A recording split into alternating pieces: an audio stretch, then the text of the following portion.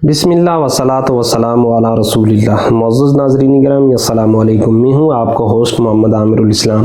ابھی آپ نے ایک ویڈیو دیکھی کہ اگر کوئی بھی عورت ایسے پردے میں گھر سے نکلے گی تو کوئی بھی شخص جو شیطانی ذہنیت کا مالک ہے وہ اس کو چھیڑ نہیں سکے گا۔ اللہ نے اور اللہ کے رسول صلی اللہ علیہ وآلہ وسلم نے مسلمانوں کو واضح احکامات دیے ہیں۔ اگر مسلمان مرد اور مسلمان عورتیں ان کے اوپر عمل کریں گے تو کوئی بھی ان کو ایذا یا تکلیف نہیں پہنچا سکتا۔ اللہ نے سب سے پہلے مومن مردوں کے لیے کچھ قوانین بیان کیے۔ سورہ نور ہے اس کی آیت نمبر 30 کے اندر اللہ نے ارشاد فرمایا قُلْ لِلْمُؤْمِنِينَ يَغُضُّوا مِنْ أَبْصَارِهِمْ وَيَحْفَظُوا فُرُوجَهُمْ۔ اے نبی آپ مومنین سے یہ ارشاد فرما دیجئے کہ جب بھی وہ اپنے گھروں سے باہر نکلیں تو اپنی نگاہوں کو نیچی کر لیا کریں اور اپنی شرمگاہوں کی حفاظت کریں۔ ذَلِكَ أَزْكَىٰ لَهُمْ، یہ چیز ان کے لیے زیادہ پاکیزہ تر ہے۔ ان اللہ خبیر بما یصنعون، کہ بے شک وہ جو کام کر رہے ہیں ان کو اللہ رب العزت دیکھ رہا ہے۔ اور رسول اللہ صلی اللہ علیہ وآلہ وسلم کی حدیث طیبہ بھی ہمارے پاس موجود ہے۔ حضرت سیدنا ابو سعید خدری رضی اللہ تعالیٰ اس کے راوی ہیں کہ رسول اللہ نے صحابہ کرام رضوان اللہ تعالیٰ علیہم اجمعین سے ارشاد فرمایا کہ اے میرے صحابہ راستوں میں بیٹھنے سے بچا کرو۔ تو صحابہ کرام نے عرض کی یا رسول اللہ راستوں میں بیٹھے بغیر تو ہمارے پاس کوئی چارہ ہی نہیں ہے کہ ہم وہیں بیٹھ کے باتیں وغیرہ کرتے ہیں۔ تو رسول اللہ نے فرمایا اگر کوئی چارہ نہیں ہے نا تو پھر اس طرح کرو، راستوں کے جو حقوق ہیں ان کو ادا کیا کرو۔ تو صحابہ کرام نے پوچھا یا رسول اللہ راستوں کے کیا حقوق ہیں؟ تو اللہ کے نبی صلی اللہ علیہ وآلہ وسلم نے ارشاد فرمایا اگر کوئی بھی بندہ آج کسی چوک میں بیٹھا ہے، چوراہے میں بیٹھا ہے، کسی بھی وہ عام گزرگاہ کے اوپر بیٹھا ہے تو اس کے لیے بھی یہی حکم ہے۔ سب سے پہلا حکم یہ ہے کہ وہ اپنی نگاہوں کو نیچی کر لے کہ پاس سے خواتین گزر رہی ہیں، لڑکیاں گزر رہی ہیں تو وہ ان کی طرف میلی نگاہ سے نہ دیکھے بلکہ اپنی نظروں کو جھکا لے۔ اور دوسرے نمبر کے اوپر رستے میں کوئی بھی تکلیف دہ چیز ہے، خواہ کوئی پتھر پڑا ہوا ہے، خواہ کوئی کانٹا پڑا ہوا ہے یا اس طرح کی کوئی بھی بدبودار چیز پڑی ہوئی ہے کہ جس سے گزرنے والوں کو اذیت پہنچتی ہے تو ان چیزوں کو وہ رستے سے ہٹا دے۔ اور تیسرے نمبر کے اوپر ارشاد فرمایا اگر کوئی سلام کرے تو اس کے سلام کا جواب دینا بھی ضروری ہے۔ اور چوتھے نمبر کے اوپر نیکی کی دعوت دینا اور برائی سے منع کرنا یہ بہت ہی زیادہ ضروری ہے۔ اب ایک سوال جو اکثر اٹھایا جاتا ہے کیا ریپ کے ساتھ عورت کے پردے کا بھی کوئی تعلق ہے؟ اور پاکستان میں اور اسلامی معاشرے میں یہ جو آئے روز ریپ کے کیسز میں اضافہ ہو رہا ہے اس کے بنیادی اسباب کیا ہیں؟ سب سے پہلا سبب جو ہمیں نظر آتا ہے وہ سبب یہ ہے کہ مغربی تہذیب کی جو آمد ہے ہمارے معاشرے میں، کیونکہ ان کا کلچر اور ہے ہمارا کلچر اور ہے کہ ہم ایک اسلامی معاشرے میں پلنے بڑھنے والے لوگ ہیں جبکہ وہ مادر پدر آزاد معاشرہ ہے۔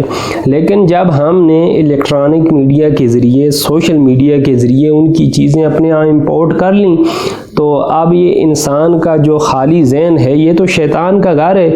پھر وہ نوجوان کہ جن کی ابھی تک شادیاں نہیں ہوئیں اور وہ لوگ کہ جو ہوس کے پجاری ہیں انہوں نے پھر کہیں نہ کہیں ان چیزوں کا پریکٹیکل بھی کرنا ہے۔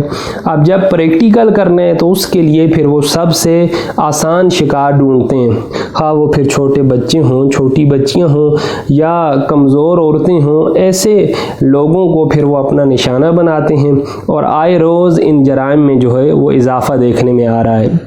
اور دوسرے نمبر کے اوپر جو سب سے ایک بڑا سبب یہاں پایا جا رہا ہے وہ یہ ہے کہ ہمارے ہاں شرعی سزائیں ان کا نفاذ نہیں ہے۔ اگر شرعی سزائیں دی جائیں، چیک اینڈ بیلنس رکھا جائے تو کافی حد تک معاشرے سے ان چیزوں کو جو ہے ہم ختم کر سکتے ہیں۔ اس کے علاوہ قرآن اور اللہ رب العزت کے احکامات پردے کے حوالے سے بالکل واضح ہیں۔ سورہ احزاب اس کی آیت نمبر 59 کے اندر اللہ رب العزت نے ارشاد فرمایا یا ایھا النبی قل لازواجک व बनातिका व निसाइल मुमिनीना युदनीना अलैहिन्ना मिन जलाबीबिहिन्ना। अल्लाह ने फरमाया ए नबी अपनी बीवियों से कह दें, अपनी बेटियों से कह दें और मुसलमानों की और मोमिनीन की जो औरतें हैं उनसे कह लें कि जब वो अपने घर से बाहर निकले ना तो अपनी चादर का कुछ हिस्सा उसके साथ अपने मुंह को ढांक लें। ज़ालिका अदना युरफ़ना फला युज़ैन, ताकि ये उनकी पहचान भी बन जाए और उनको अजियत भी ना दी जाए। वकान अल्लाहु गफूर रहीमा, और अल्लाह बड़ा ही बख्शने वाला, बड़ा ही रहम करने वाला है।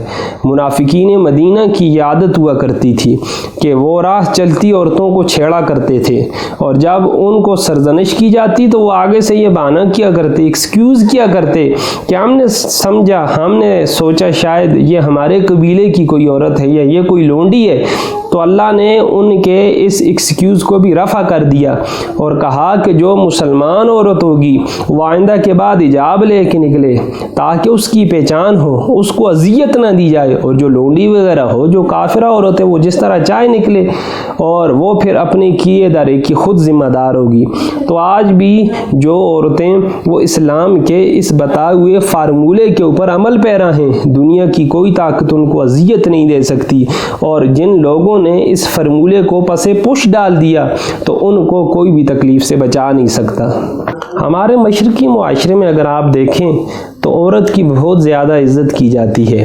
अगर आपने किसी बैंक के अंदर आपका जाना हो, किसी डाक खाने या किसी भी इदारे के अंदर आपका जाना हो, तो आप देखेंगे कि मर्द घंटों लंबी लंबी कतारों में खड़े रहेंगे और अपनी बारी का इंतज़ार करेंगे, लेकिन जैसे ही कोई ख़ातून उस जगह पे आएगी तो सबसे पहले उस ख़ातून को जगह देंगे और ख़ुद अज़ियत और मुशक्क़त बर्दाश्त कर लेंगे, लेकिन किसी भी ख़ातून को, हाँ वो किसी की माँ और बहन हो, उसको तकलीफ़ के अंदर वो मुब्तला करना मुनासिब नहीं समझते।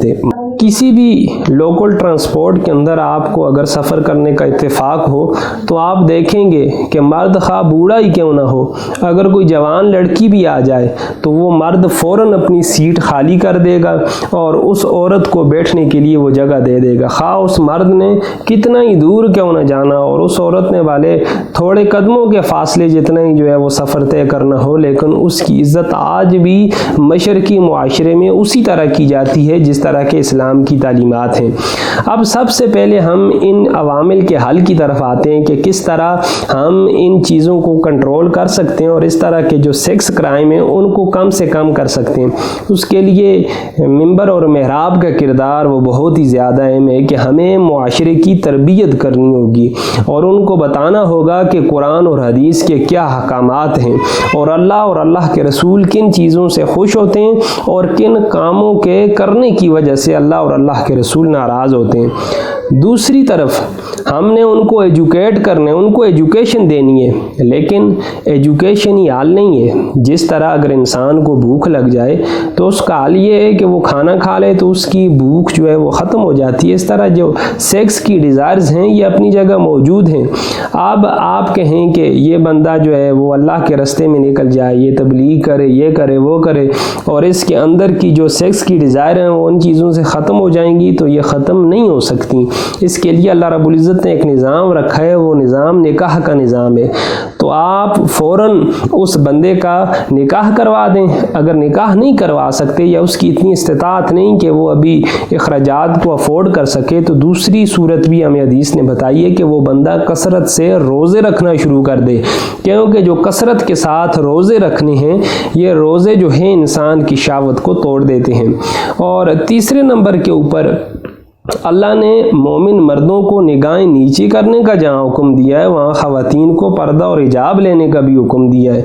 जब मुआशरे में ख़वातीन हिजाब करना शुरू कर देंगी और मर्द जो अपनी निगाहें नीची करना शुरू कर देंगे तो इंशाअल्लाह ताला हमारे मुआशरे के अंदर ये जितनी भी बेरा रवी है और ये जितनी भी ख्वाहिशी है ये काफ़ी हद तक कंट्रोल हो जाएगी।